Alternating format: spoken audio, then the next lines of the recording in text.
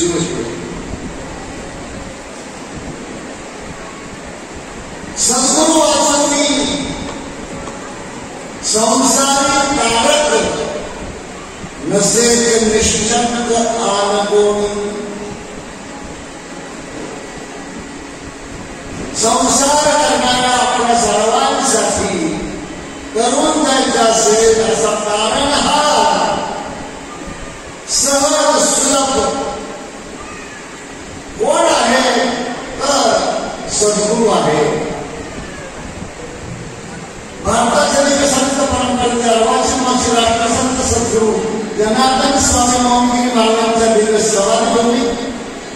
आशुतोष महामृत्युंजय भूतनाथ भवानीपती भगवान काशेश्वराच्या पवित्र प्रांगणात पवित्र गोदावरीच्या जुन्या पात्रात नवरा मंदिराच्या सान्निध्यात श्रावण मासाचा पर्वकाल त्यातही शनी प्रदोष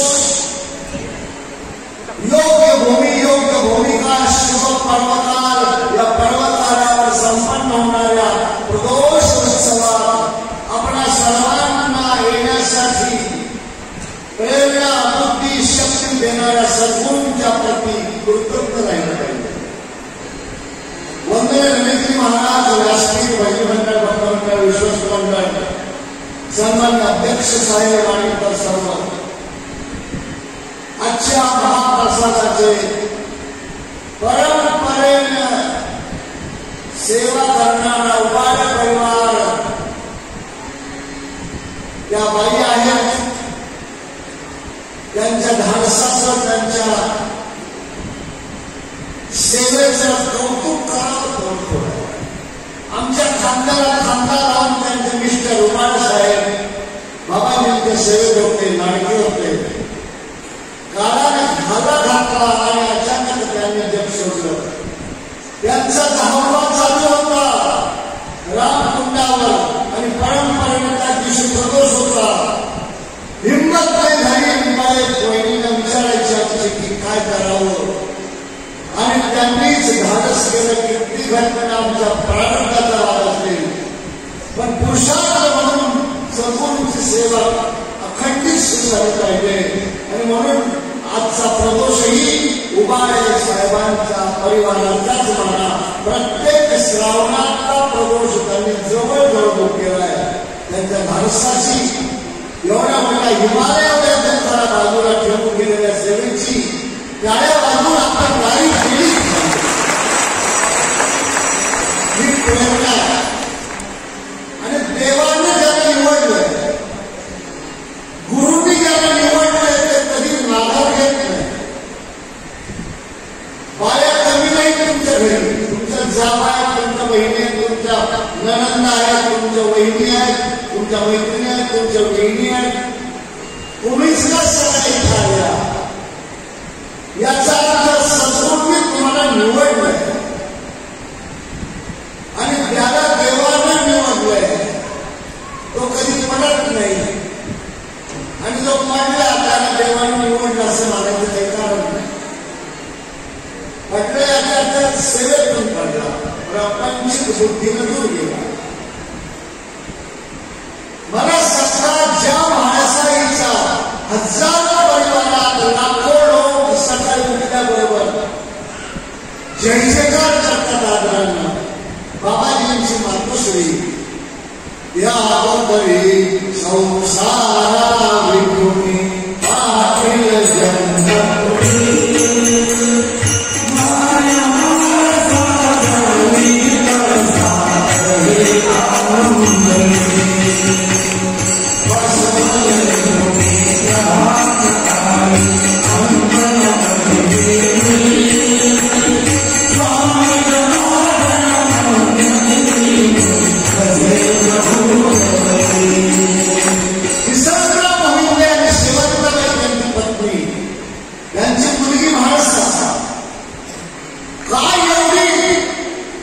जगाच्या आदराच्या स्थानाला प्राप्त झाली. महासाहेबांच्या काही बहिणी होत्या का काही बहिणी वगैरे संख्या किती होत्या? महासाहेबांना किशनराव मोहिते आणि शेवंताबाईंच्या पोटी झालेल्या किती बहिणी होत्या माणसाची सोडून. एक होती कलावती जी गिरडीला गेली होती. तो भंडा गेला होता बाबा, तो त्यांच्या घरात होता. तो सगळे भाऊ भाऊ भद्रा मार्गापासून त्यांच्या वडील गिरडी.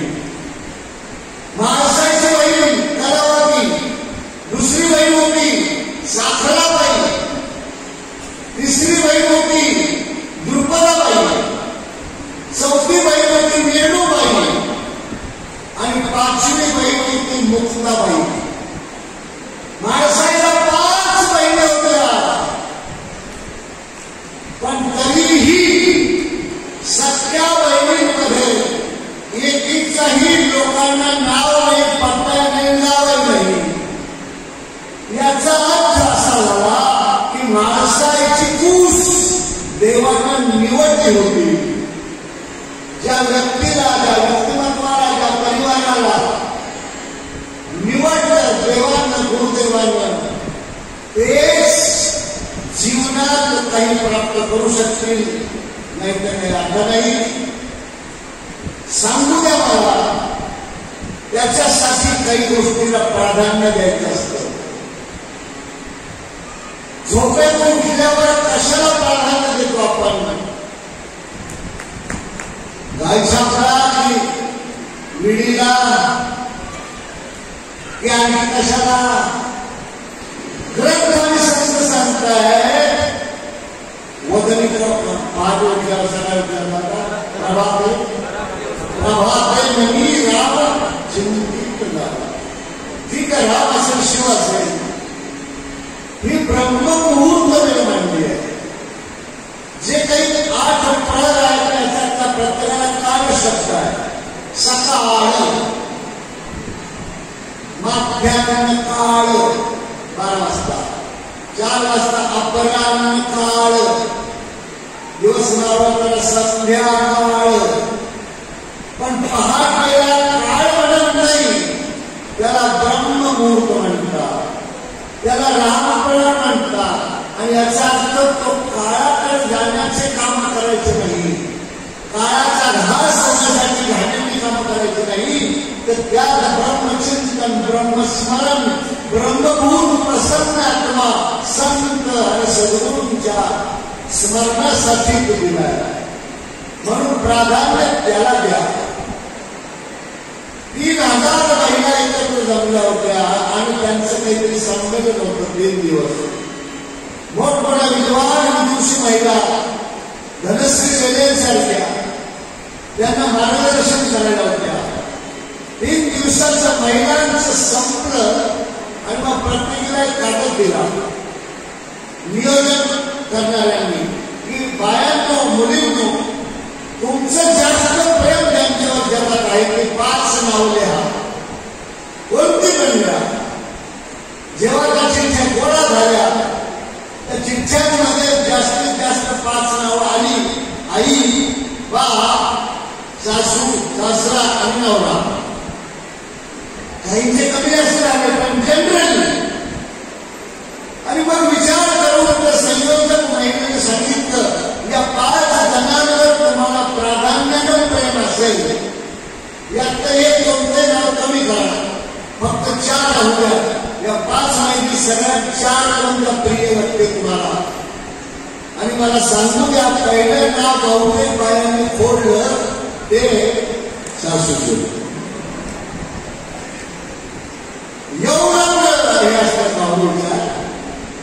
ते म्हणाले 4 नावं आहेत, त्या 4 पैकी सगळ्यात जास्त प्रेम आहे ते 3 नावं ठेवा, एक कमी करा. मग खोटं सासरे 3 नावं राहिले महिलांनो. या 3 मध्ये फक्त 2च तुम्हाला जे प्रिय असतील ते ठेवा, एक नाव कमी करा. आता कुणाचं करायचं? म्हणाले जाऊ जाता आई, बाप आणि नवरा. बाप कुणाला जन्म भरपूरला, नाहीतरी कन्यादान केल्यावर त्यांचं वेगळं झालंय ना.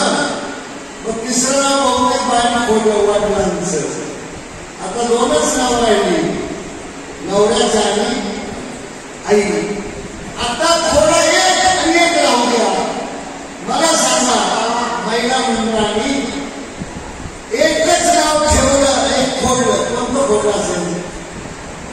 कोणतं? नवऱ्याचं नाही ना. आई सारखी दैवत नाही, पण जेव्हा प्रसंग येतो तेव्हा प्राधान्य कोणाला दिलं? आपल्या नवऱ्याला दिलं, कारण ते सौभाग्य आहे. आईचं नाव पडलं. मायबाप जीवनात अशी जर पाळी आली, सगळी नावं खोडची पाळी आली तरी खोडू द्या. एक नाव आपल्या हृदयात कधी खोडू नका, आणि ते आहे आपल्या आयुष्याचं तारणहार, आणि त्यालाच म्हणतात जनार्दन. जनार्दन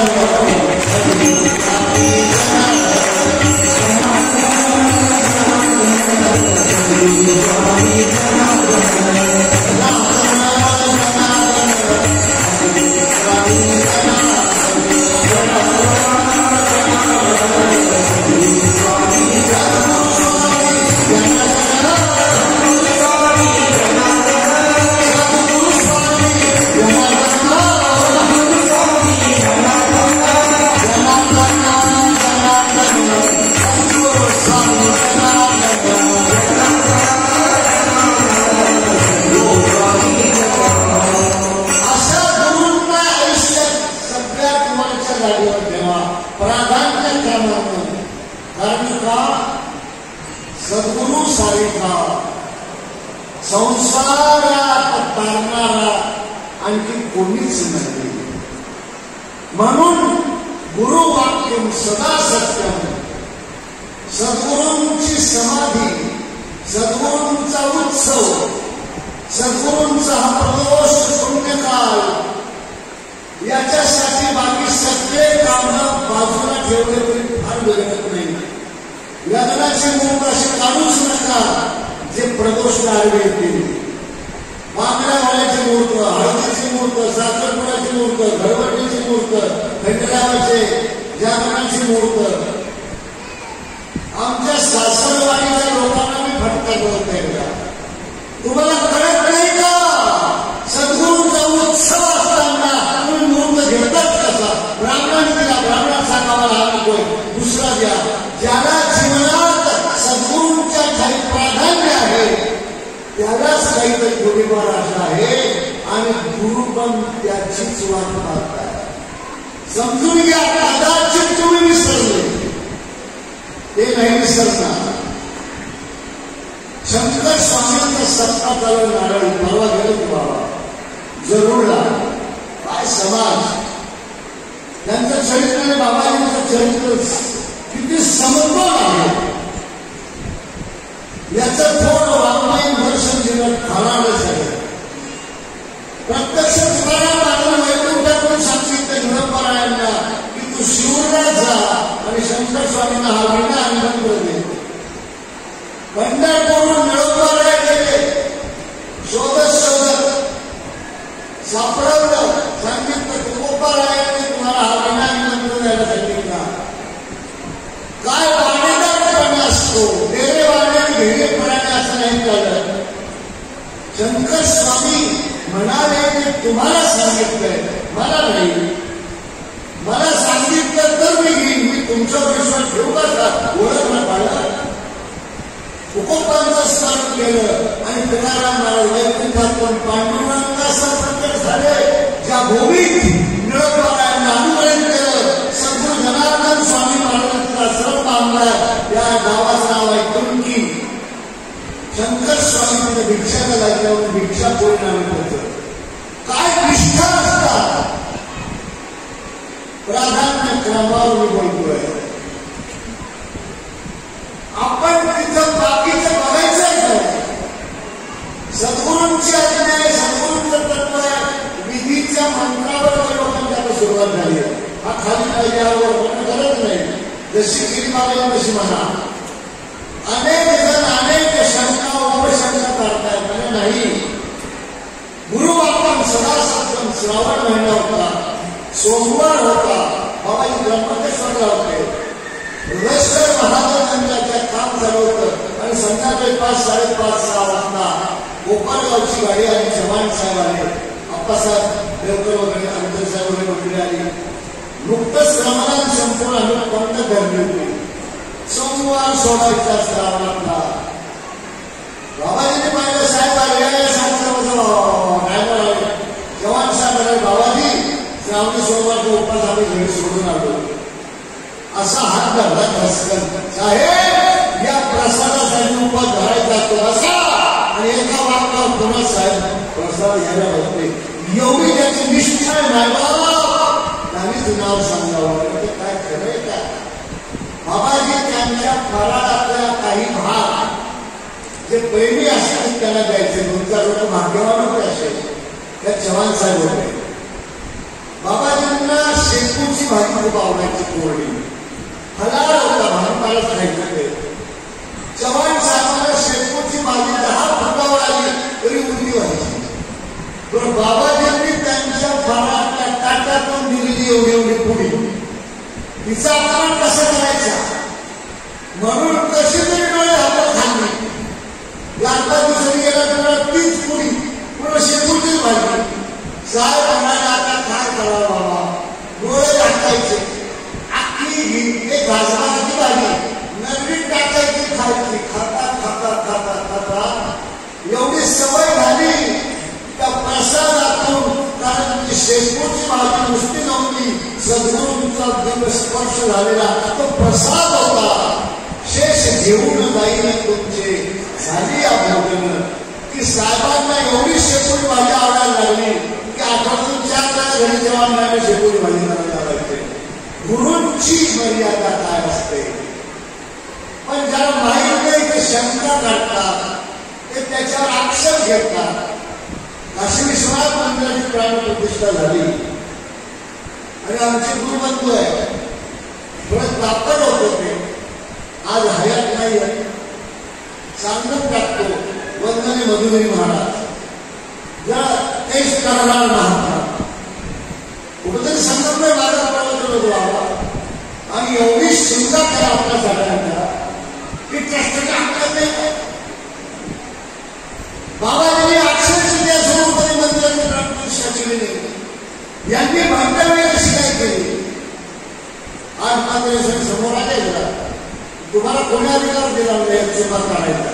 बाबाजीने नेमले तुम्हाला आमच्या चुका काढायला, आणि आम्हाला माहिती तुम्हाला काय माहिती, तुम्ही कधी आला?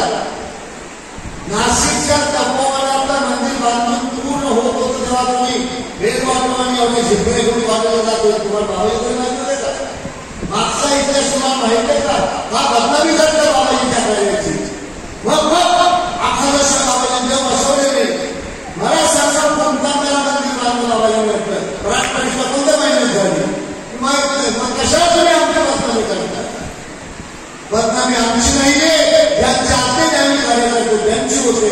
श्रावण महिन्यात झाली ती प्राणप्रतिष्ठा, बरोबर ना?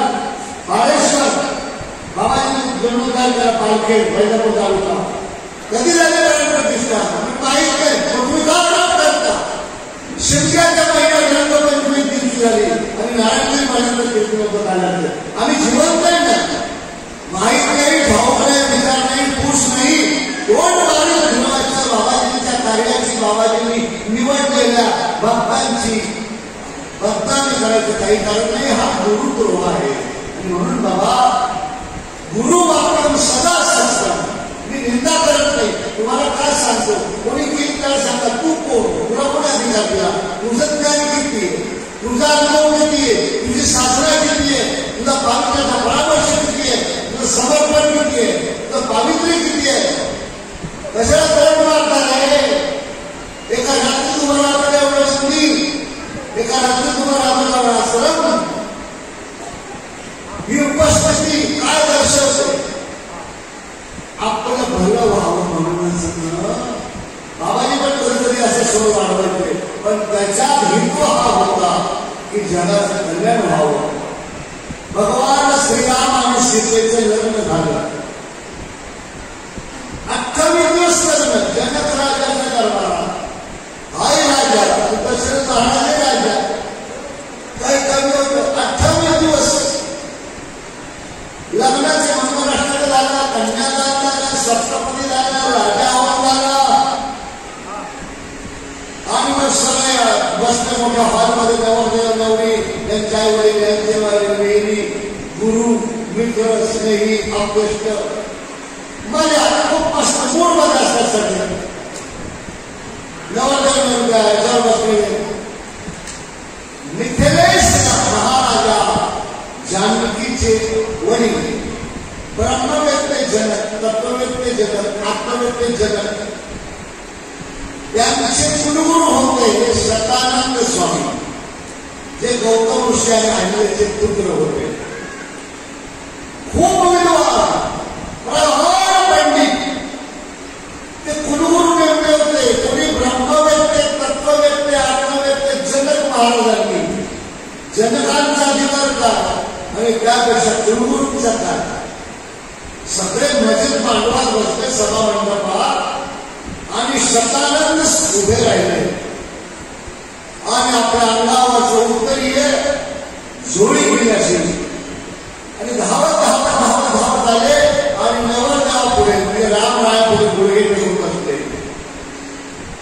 आणि आवाज दिला भिक्षा नाही भिक्षा नाही भिक्षा नाही मला भिक्षा घाला मला भिक्षा घाला मला भिक्षा घाला श्रीराम गचकले अरे एखाद्या श्रीमंताच्या घरी पूजा करणारा ब्राह्मण सुद्धा गाडीवर जातो जनक राजाचा पुरोहित कुलगुरू शतानंद माझ्याकडे भिक्षा मागतो यांना काही कमी पडतो की का यांना काही अडचण आहे की का यांचा पगार थकला का यांचा पगार कट केला की काय काय शक्य आहे कसं शक्य बरं कुठे लग्नाच्या मांडवात आनंद चालला भिक्षा भिक्षा भिक्षा श्रीराम उभे राहिले नमस्कार केला म्हणाल गुरुदेव तुम्ही महाराज जनकाचे कुलगुरू आहात ही भिक्षा मागण्याची निर्णयाची आज्ञा करा तुम्हाला काय पाहिजे माझे सासरे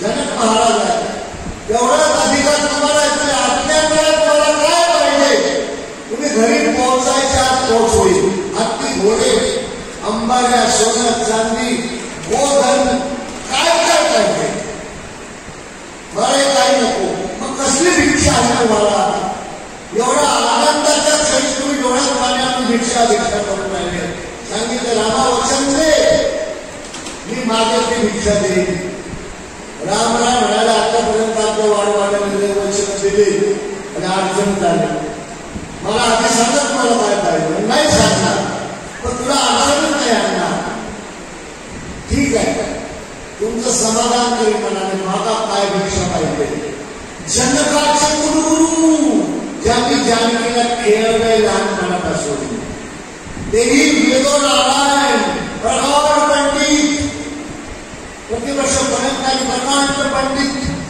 कुलगुरू पदर पसरला एक भिक्षा द्या रामरायाला सांगितलं आमच्या नगरीची कन्या आमच्या राजाची कन्या जानकी तुम्ही स्वीकारली लग्न करून पाणी ग्रहण केलं तुम्ही तुमच्या डाव्या मांडीवर बसवली बायको डाव्या मांडीवर बसते वामांगी रुक्माई उजव्या मांडीवर फक्त मुलगी किंवा सून बसू शकते बायकोला तो अधिकार नाही तुम्ही डाव्या मांडीवर जागा दिली आमच्या राजकुमारी जनक नंदिनी मिथिलाधिपती महाराज जनकांची दुलारी लग्न करून तुम्ही वामात्मकावर बसवलंय बर अशी भिक्षा द्या आपल्या आयुष्यभर त्या जागेवर सीतेशिवाय आणि कुणाला बसवणार नाही बघा जानकीशिवाय आणखी कुणाला तर बसवणार नाही असं वचन द्या माझा विश्वास नाही म्हणाले नाही तुम्हाला 3 आया आहे कौशल्या समुद्र आणि काही काही राजघराण्यातच नाही सामान्य माणसाचं 2-2, 3-3 करायचे आणि पोसायचे त्या काळात रामरायानं वचन घेतलं का घेतलं जानकीवर असलेल्या अलौकिक प्रेमाचं प्रतीक हिला सवत नको यायला स्त्रिया सगळं दुःख सहन करतील पहाड तुटून पडला तर चालेल पण नवऱ्याने सवत करून आणली तो सल स्त्रियांचं कोमल हृदय कधीच सहन करत नाही आणि कुलगुरूंनी त्याच्यासाठी गुडघ्यावर बसून भिक्षा मागितली. रामायण वचन दिलं वचन पत्नी एक पत्नी राहील आणि डाव्या मांडीवर फक्त जानकी, आणखी कोणीच नाही. आकाशातून फुलं उधळली.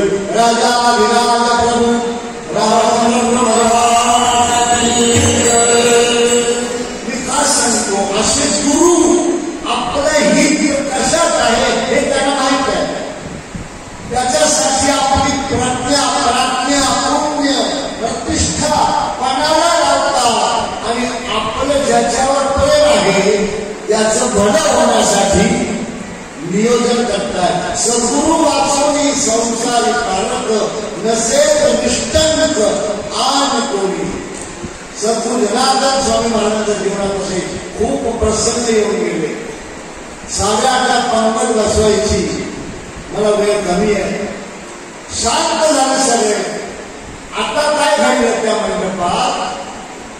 सूर्यवंशाचे कुलगुरू वसिष्ठ म्हणून उभे राहिले.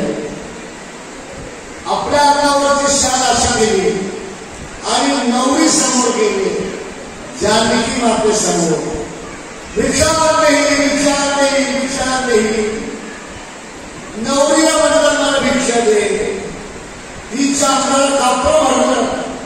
ज्या वसिष्ठांच्या विद्वत्तेचा आदर पूर्ण आर्यावर्तात निनादत्व आहे, इतके मोठे महापुरुष माझ्या सासरवाडीचे कुलगुरू परंपरेने सूर्यवंशाचे आहेत. पिढ्यांची कुलगुरूंची जबाबदारी सार्थ पार पाडणारे माझ्यासारख्या नवरीकडे बदल पसरतात. भिक्षा सांगितलं, देवा मी खूप लहान आहे, मी काय भिक्षा देऊ? तुम्हाला काय कमी आहे? सूर्यवंशाचे कुलगुरू आहात. तुम्ही ठरवलं तर तुमची नजर पोहोचायच्या आत तुमची इच्छा पूर्ण होईल एवढी व्यवस्था करण्याचे सामर्थ्य सूर्यवंशाचे मुकाभिषिक सम्राट महाराजा दशरथ यांच्या ठाई आहे. माझ्याकडे कशाला येत आहे? सासऱ्याकडे जा. नाही बेटा, आज तुझं लग्न झालंय ना, तुझ्याकडून भिक्षा पाहिजे. काय हवंय? आणि मग बोलले, सद्गुरु वाचवणी संसारी तारक नसेल निष्ठंक कोणी. याच्यावर जोडले की सद्गुरूच भलं करतील. वर्तमानकाळ त्यांना माहित आहे, भूतकाळ आपला त्यांना माहित आहे, भविष्यकाळ आपला त्यांना माहित आहे. आणि म्हणून जानकीच्या भविष्यात घडणाऱ्या घटनांचा किमान आघात सहन करण्याची सामर्थ्य आणि व्यवस्था महाराज दशरथांचे कुलगुरू सांगत होते. भिक्षांदेही. काय हवंय? सांगितलं तुमचे पती श्रीराम आहे, कबूल. पण तुमचे एकट्याचेच पती नाही. जानकी हसली, म्हणाले अजून काही लग्न झाले का कोणाला त्यांचे? नाही. राजाचं एक नाव आहे भूपती. भूपती म्हणजे पृथ्वीचा पती. पती हा त्याचा आता नवरा असा नाही त्याचा अर्थ. पती म्हणजे फक्त पती पत्नी असं नाही. आता रमेगिरी महाराज काही लोक म्हणतात मठाधिपती. आता लग्न पती कसे काय ते? पती याचा अर्थ व्यवस्था करणारे, पालन करणारे, संरक्षण करणारे. आता भारताचे राष्ट्रपती कोण आहे? महिला आहे ना, नामदार द्रौपदी मुर्मू. मग महिला पती कशी काय होईल? आता राष्ट्रपती आहे. पती याचा अर्थ पालन करणारे. आणि ही जबाबदारी गुरूंची असते, म्हणून त्याला पती शब्द वापरता येतो. राष्ट्रपती, मठाधिपती, कुलपती, अश्वपती. बाबा पती शब्दाचा अर्थ, याचा अर्थ जानकी तू समजू नको की यांची दुसरी बायको आहे. ही पृथ्वी ही यांची पत्नीच आहे. पण पृथ्वीवरची प्रजा पालन करण्याची जबाबदारी पुढे मागे राजा झाल्यावर रामावर येईल. बर, आपल्याला काय भिक्षा हवी आहे? जर राजा म्हणून त्यांना प्रजेची सेवा, प्रजेचं पालन, प्रजेचं संरक्षण आणि करायचं असेल, कदाचित ते करताना जानकी रामाचं तुझ्या नवऱ्याचं तुझ्याकडे दुर्लक्ष होईल. होऊ शकतं. खूप लोक भेटतात, आम्हाला भेटतात, बाबा भेटतात, गुरुपौर्णिमेला आम्ही एवढं भाडं करून करू, तुम्ही आम्हाला काय ना दिला देऊ कसा काय. हजारो लोक ज्या उत्सवात येतात त्याचं नियोजन करता करता कोण आलं कोण गेलं कसं लक्षात राहील का. मग रागवतात लोक आमचं. प्रदोषला येऊन तुम्ही भेटले नाही, तुम्ही मला भेटायला येऊ नका. भेटायचं असेल तर सद्गुरूंना भेटा. त्यांच्या नजरेत उतरा, त्यांच्या कृपेत उतरा, त्यांच्या प्रेमात उतरा, त्यांच्या भक्तीत उतराई व्हा. मग मिळवायचं काही शिल्लक राहत नाही. आमच्यासारखं मध्य मानव तुम्हाला काय देणार आहे, प्रेरणा कधी करेल. जानकी राजा झाल्यावर राम कदाचित प्रजेच्या हितासाठी कधी तुझ्याकडे दुर्लक्ष करील. तू राम मान नको. जानकी प्रजेच्या कामासाठी तुला एखादं काम सांगितलं तू ते काम करणार नाही, त्याच्या नावाने डोकं मोडू नको.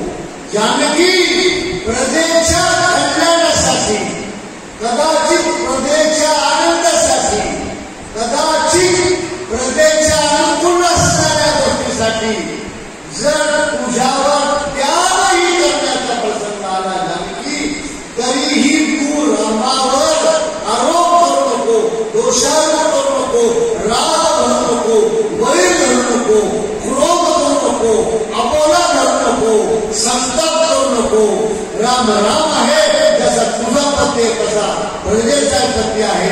आणि प्रजेसाठी जर कदाचित तुझ्याकडे काही कारण गोळा केला, कदाचित तुला उत्स्फूर्त लढायला नको, तरी तू रामाला त्याच दृष्टीने पाहिलं पाहिजे, अशी भिक्षा पाहिजे.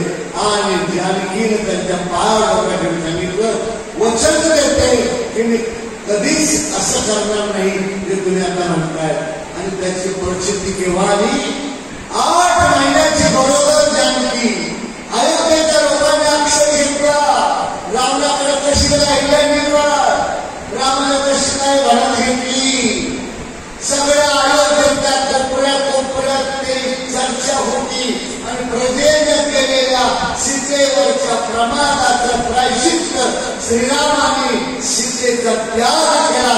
याचा अर्थ प्रजेच्या अनुकूल मतासाठी, प्रजेच्या दृष्टीनं जर ती दोषी असेल तर राजाने ते प्रजेचं मत मांडलं पाहिजे.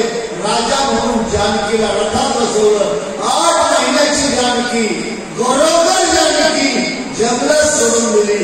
पण एकदाही जानकीच्या मुखातून राम रायाबद्दल शिव्या आल्या नाही. आम्ही भाजी आणायला गेलो म्हणून थोडा उशीर झाला तर घरी किती आजार आपण होतो तुम्हाला काय सांगतो. हे इथं कौतुक वेगळं आहे. काल व्यवस्था केली गेली.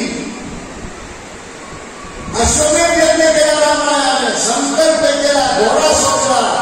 पूर्व वसिष्ठ म्हणाले रामायण लग्न कर. का तू संन्यासी नाहीये, एकट्याला बसता येत नाही तुला. लग्न झालेला आहे, तू विवाहित आहे, बायकोला बरोबर घेतल्याशिवाय घरदारचं काम करता येत नाही. म्हणून बायको कर, तुला अधिकार आहे, तू राजा आहे, तू पुरुष आहेस, तू नर आहे, तू क्षत्रिय आहे. दुसरी बायको कर, तुला बसव तर यज्ञ होईल. श्रीराम म्हणाले नाही.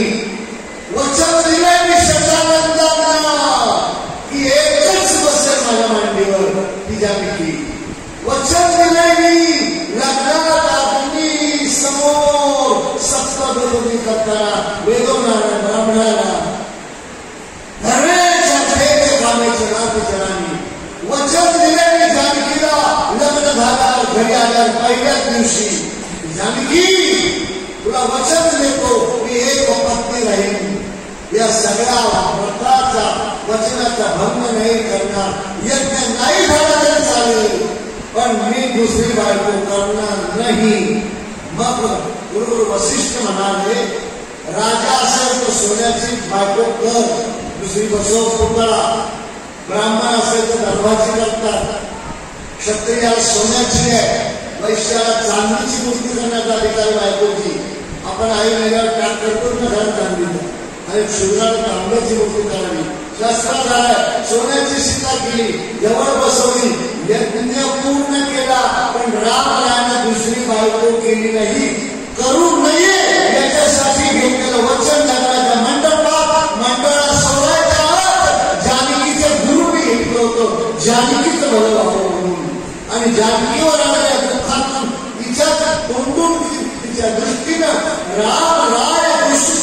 नको, रामराय कलंकित व्हायला नको, रामराय अपमानित व्हायला नको म्हणून वसिष्ठांनी मंडळा सोडायच्या जानकीचं वचन घेतलं होतं की माझ्या पतीने कितीही छळलं, कितीही त्रास केला, सुख नसताना प्रायश्चित्त दिलं तरी माझ्या अंतःकरणात त्यांच्याबद्दल वाईट भावना येणार नाही. ही व्यवस्था मंडळा सोडायच्या केली आणि म्हणून 11,000 वर्ष झाली बाबा त्या जोडप्याचं नाव लाखो लोकांच्या तोंडात आहे. रघुपती राघव राजा पतित पावन सीता रघुपती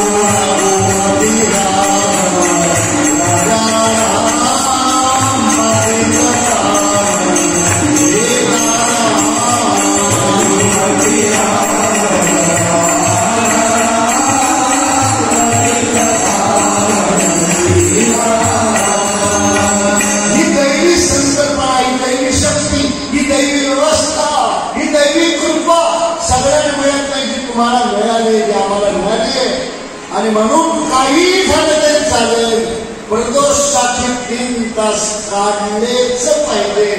कारण इथं आल्यावर पुण्य होत असं नाही.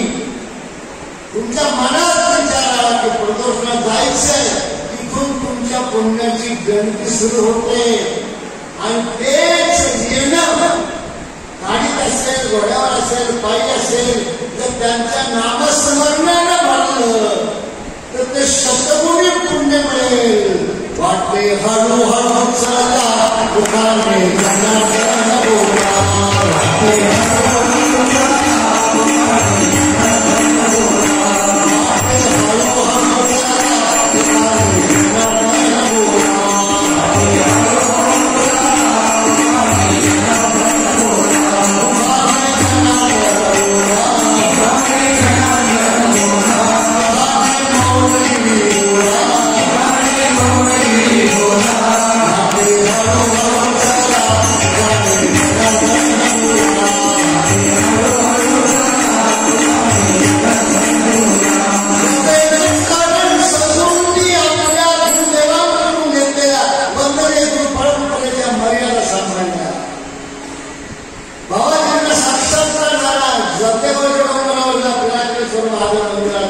जीर्णोद्धार करायला मंदिर पूर्ण झालं.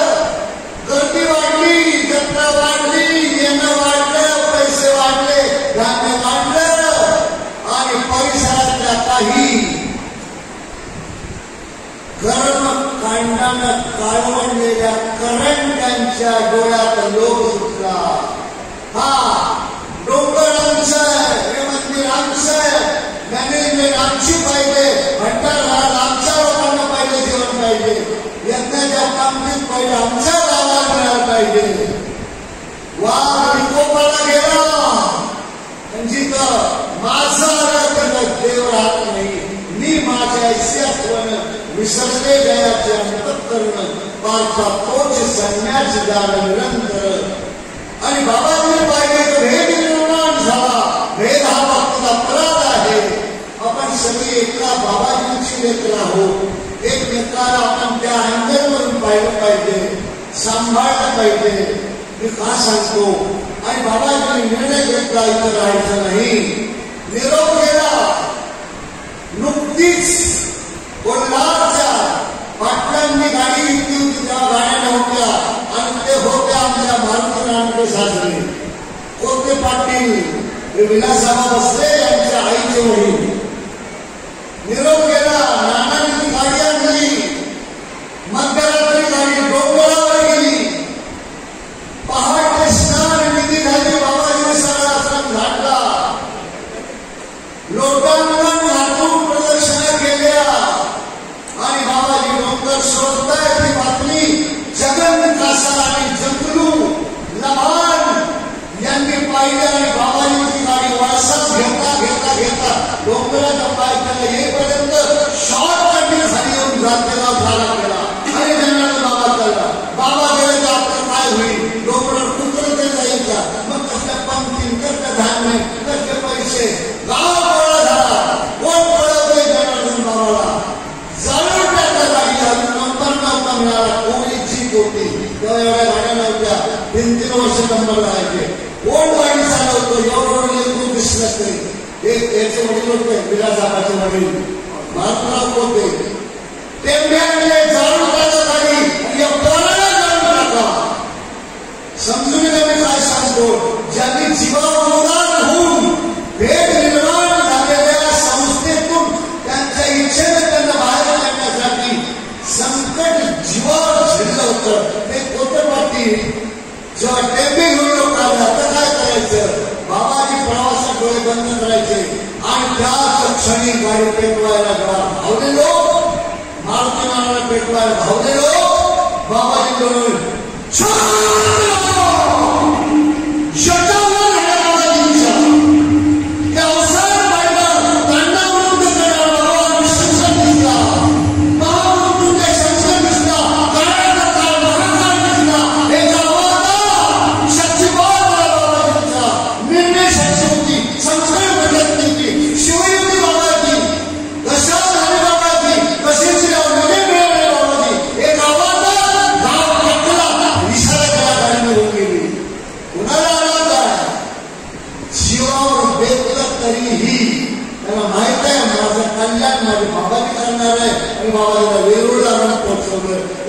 प्रसंगाचे का सांगतो?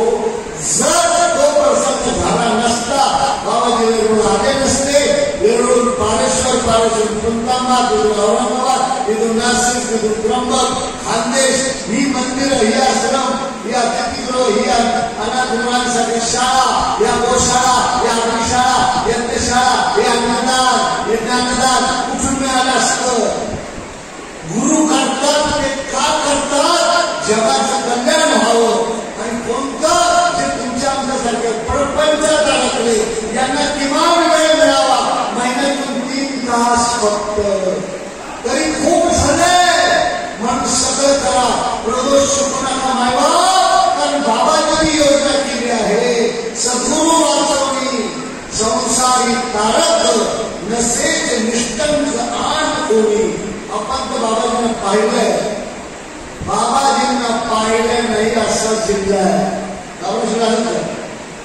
संतोष कबरा कुठे आहे? इकडे या. शेवटी बाबाजींना पाहिजे या माणसाने. दमानेला सायकल सारखं आयुष्यवत त्यांना तिथून श्रद्धा बसली आणि मग सगळ्यांना बरोबर घेऊन या भडवा तालुक्यातल्या आज 102 गावात जनार्दन स्वामीचे कार्य भक्तीला प्रचार करणे हा पुण्यातला. बाबाजींनी पाहिलं होतं माहित नाही. यांनी किती वेळा पाहिलं माहित नाही. 102 गावं आहे. उठलं का जय जनार्दन, झोपलं का जय जनार्दन, बसलं का जय जनार्दन. किती काही आश्रमात बाबाजींच्या 200 गाई तिथं आज 2 खेळाला एवढं मोठं मंदिर.